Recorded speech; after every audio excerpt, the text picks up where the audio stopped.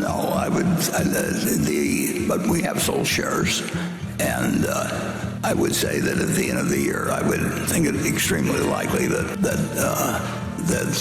Apple is the largest common stock holding we have now. One interesting thing is that Charlie and I looked at common stocks or marketable equities or the things that people love to look at as being businesses. And so when we own a Dairy Queen or we own whatever it may be, we look at that as a business. And when we own Coca-Cola or American Express or Apple, we look at that as a business. Now, we can buy really wonderful companies in the market as businesses. We can't buy all of them. All of their shares. We can't buy 90% or 80% or anything like that.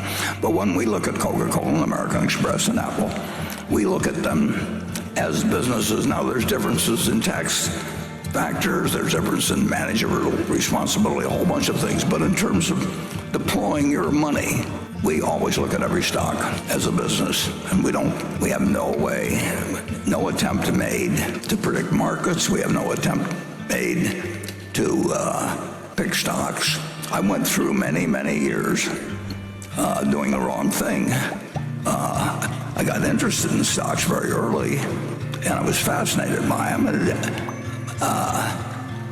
And I wasn't wasting my time because I was reading every book possible and everything else.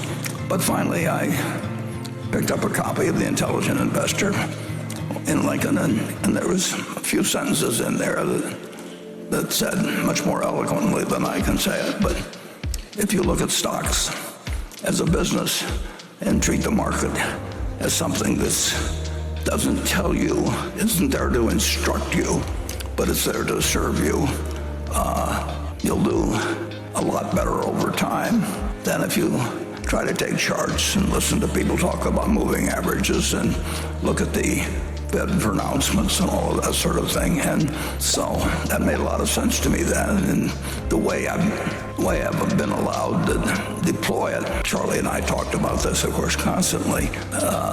It's changed over the years as the amount of capital we have, and it kind of has changed and all of that. But the basic principle was laid out by Ben Graham in that book, which I picked up for a couple of dollars, and which basically said to me, you've been wasting your time now, but maybe you can use what you've learned or been reading about and put it to better use. And then Charlie came along and told me how to put it to even better use. And that's sort of the story of why we own American Express, which is a wonderful business. We own Coca-Cola, which is a wonderful business. And we own Apple, which is an even better business. And we will own, unless something really extraordinary happens, we will own Apple and American Express and Coca-Cola when Greg takes over this place. And it's such a simple approach that it's almost deceptive.